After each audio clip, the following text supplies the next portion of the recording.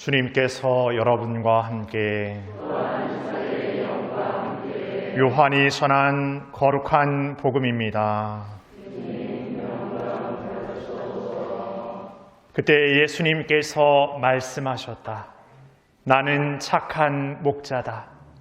착한 목자는 양들을 위하여 자기 목숨을 내놓는다. 삭구는 목자가 아니고 양도 자기 것이 아니기 때문에 이리가 오는 것을 보면 양들을 버리고 달아난다. 그러면 이리는 양들을 물어가고 양떼를 흩어버린다. 그는 삭군이어서 양들에게 관심이 없기 때문이다. 나는 착한 목자다. 나는 내 양들을 알고 내 양들은 나를 안다. 이는 아버지께서 나를 아시고 내가 아버지를 아는 것과 같다. 나는 양들을 위하여 목숨을 내놓는다. 그러나 나에게는 이 우리 안에 들지 않은 양들도 있다. 나는 그들도 데려와야 한다. 그들도 내 목소리를 알아듣고 마침내 한 목자 아래 한 양떼가 될 것이다. 아버지께서는 내가 목숨을 내놓기 때문에 나를 사랑하신다. 그렇게 하여 나는 목숨을 다시 얻는다. 아무도 나에게서 목숨을 빼앗지 못한다. 내가 스스로 그것을 내놓는 것이다. 나는 목숨을 내놓을 권한도 있고 그것을 다시 얻을 권한도 있다. 이것이 내가 내 아버지에게서 받은 명령이다.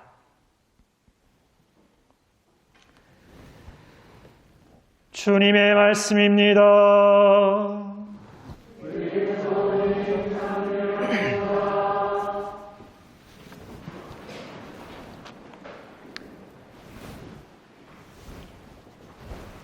찬미 예수님, 날씨가 참 좋죠? 예, 고사리 많이 따셨습니까? 남이 딸 거 하나도 남겨놓지 말고 다 따버리시지 않으셨습니까? 눈에 보여지는 대로 막 다 따가지고 그냥 이 고사리는 내 고사리다 해서 다 따면은 그거는 고사리 따는 초보자입니다. 고사리 따는 중급자는 이제 딸 고사리 안 딸 고사리를 이렇게 구분해가지고 남겨두죠. 그거는 다른 사람을 위해서 남겨두는 것이기도 하지만 올해만 따고 말 내가 아니기 때문에 내년에도 내가 이 고사리밭을 관리하는 주인으로서 남겨둘 건 남겨둬야 된다는 어떤 그 책임의식이 있지 않겠습니까? 고사리 따라 안 다니시는 것처럼 마치 또 고사리는 따다 주는 것만 드시는 것처럼 표정을 지으시고, 그런데 고사리만이 그런 게 아니라 자기 밭에 어떤 게 감자든 뭐든 이렇게 하면은 다 조그마한 감자까지 다 해가지고 이거 다 우리 밭에서 나온 거니까 해가지고 다 가져가지 않지 않습니까? 이게 뭐랄까 나달이라고 합니까? 이렇게 좀 남겨두죠. 그러면은 이 화순에 사시는 분들은 아시겠지만 하나로마트 가서 감자를 산다라는 것은 초보자이고 조금 중급의 단계로 올라가시면 이제 이렇게 밭을 한 번씩 이렇게 산책으로 쓱 돌면은 감자든 무든 이렇게 밭을 다 읽어간 밭에서도 이렇게 얻을 수 있다는 걸 이렇게 생활의 지혜로 알지 않습니까? 그러면서 어떤 생각 드십니까? 이거 한번 이렇게 그런 거 이렇게 주워 보신 분 손 들어 보십시오. 당당하게 손 드셔도 됩니다. 이거 절도 아닙니다. 내리시죠. 그런데 어떤 기분 드세요? 참 이 밭 주인 진짜 좋은 사람이다. 아니면은 제주도 인심 좋다. 여러 가지 생각할 수 있을 것 같은데, 그 남겨둔 사람은 그걸 이거 남겨두면 내가 누군가한테 정말 그런 기쁜 마음이 될 수 있을 거야. 이거 남겨두면 참 큰 도움이 될 거야. 이렇게 하면서 남기지는 않았을 겁니다. 예. 의례 당연하게 그냥 남겨둔 것을 이렇게 뭔가 받게 되는 사람은 생각지 못했던 그 감사함을 느끼게 돼요. 그러니까 우리가 뭔가 이렇게 내가 이렇게 베풀면 감사할 거야 라고 생각하는 것보다 정말 그냥 난 아무렇지 않게 이렇게 딱 했는데 누군가가 이렇게 너무나 감사하면 그게 더 기쁜 것 같아요. 그래서 여러분들의 살고 있는 제주도가 다 여러분들 고사리밭 아닙니까? 그리고 여러분들은 고사리밭의 주인이고, 그렇게 생각한다면 내가 필요한 만큼의 내 고사리를 따고 남겨두는 것은 다음에 내가 딸 마음도 있는 거지만 누군가한테는 또 이렇게 선물이 될 수 있어요. 꼭 내가 소유한 것을 이렇게 주는 것만 선물이 아니라 내 마음에서 남겨두는 것도 좋은 선물이 될 수 있다고 생각합니다. 그래서 여러분들이 갖고 있는 선물은 꼭 내가 소유한 것만, 내가 갖고 있는 것만 생각한다는 건 어떻게 보면 굉장히 일면적인 거죠. 그래서 우리 각자에게는 내가 갖지 않아도 누군가한테 뭔가를 줄 수 있는 선물이 굉장히 다양하다는 겁니다. 그렇게 생각해 보자면 오늘 성소주일의 의미에서 좀 생각해 볼 수 있는데, 성소라고 하면은 그 말 그대로 거룩한 부르심이라는 뜻입니다.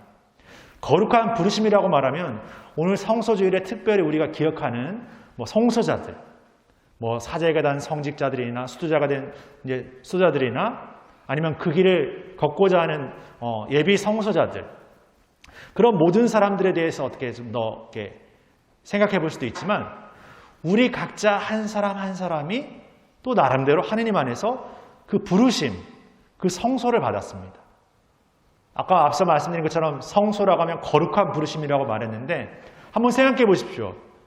나는 어떤 부르심을 받았지? 나는 어떻게 이 신앙을 만나게 됐지? 어떻게 하나님을 만나게 됐지?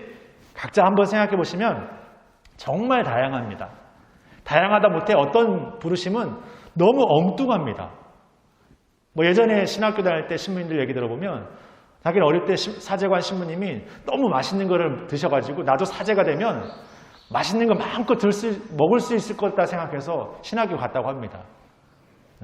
그런 마음으로 이렇게 사제가 되겠다고 이렇게 생각해서 이렇게 성서를 걸었다고도 하고, 그 외에도 되게 다양한 우리의 부르심이 있습니다.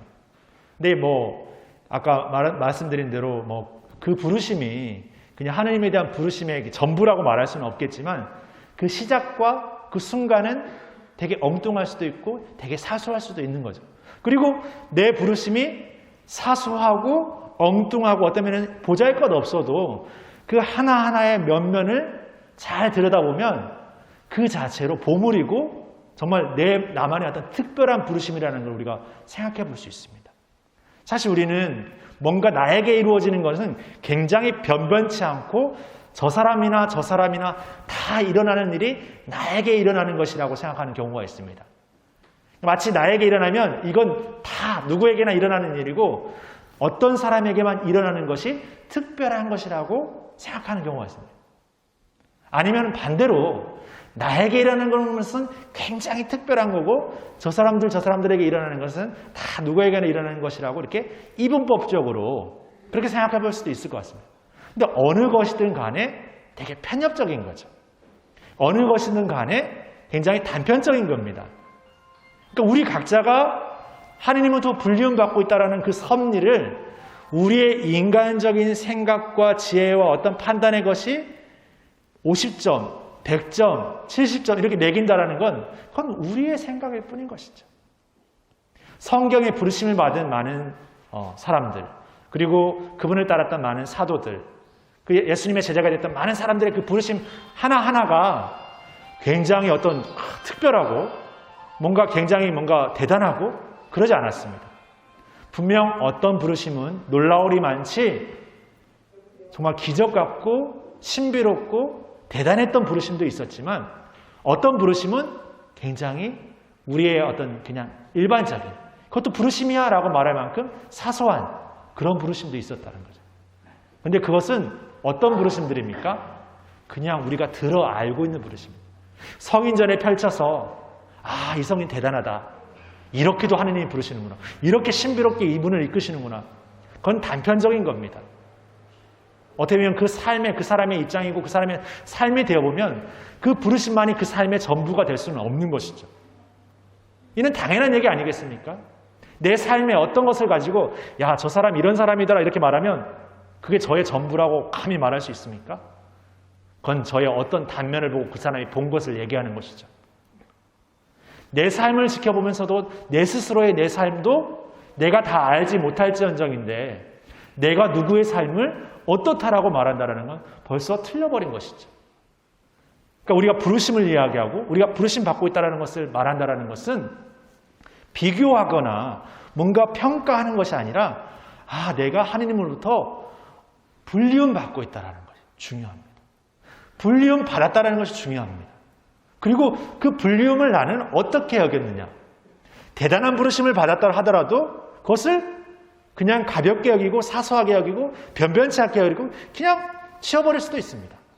그러나 아주 사소한 부르심이었지만 아까 말했던 것처럼 배고파서 뭔가 내가 나도 사제가 되면 배부를 수 있게 이런 부르심이었지만 그런 부르심 안에서 더 하느님을 느끼고 또 하느님을 찾고 하느님을 만나면서 내가 하느님 닮은 예수님 닮은 삶으로서 더 희생하고 헌신하는 삶을 살아야겠다고 이렇게 응답할 수 있다면 이렇게 응답해 나간다면 내 작은 부르심에도 내 응답으로서 온 존재로서 드릴 수 있다면 그거야말로 거룩한 부르심인 것이죠. 거룩함을 어디에 붙일 수 있겠습니까? 아무런 때묻지 않은 아무런 오염되지 않은 그렇지 않습니다.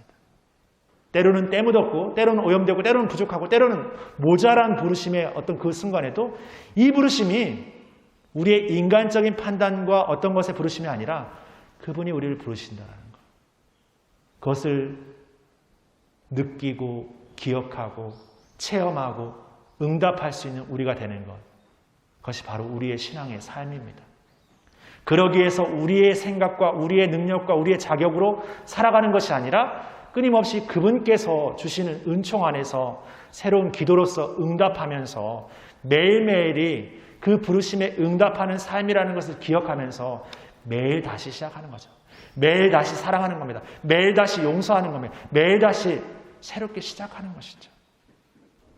그런 응답의 삶 안에서 우리가 그 신앙을 살아간다라고 감히 고백할 수 있는 것 같습니다. 그런 부르심을 우리 각자가 받고 있고 서로가 그런 불리움을 받은 부르심을 받은 귀한 존재라는 걸 생각하면서 우리 모두가 우리 서로에게 우리 각자 자신에게 더 귀함의 존재로서 대할 수 있는 귀함의 존재로서 정말 맞이할 수 있는 그런 서로 그런 자신이 되었으면 좋겠습니다. 서로에게만이 아니라 우리 자신에게 더더욱 그런 귀한 존재로서 나를 존중해주고 귀하게 여겨주고 배려해주고 사랑해줄 때 더 우리는 우리 서로에게 진정한 선물이 될 수 있는 것 같습니다. 바로 성소주일은 우리의 부르심이 거룩함을 기억하면서 우리 각자가 그 거룩함 안에 살아가고 있고 서로에게 더 거룩함의 불리움을 받은 그 존재로서의 응답으로서 선물이 되어주는 삶을 사는 그런 새로운 응답의 날이 아닌가 생각합니다. 특별히 이 부르심 안에서 더욱 하나님을 닮은 삶을 살고자 하는 성소자들, 수자들을 기억하면서 그리고 우리의 각자의 삶을 더욱 하나님께 봉헌하면서 이 성소주일의 새로운 날을 하나님께 새로운 응답으로 드리면서 미사를 계속 봉헌하도록 합시다. 잠시 묵상하시겠습니다.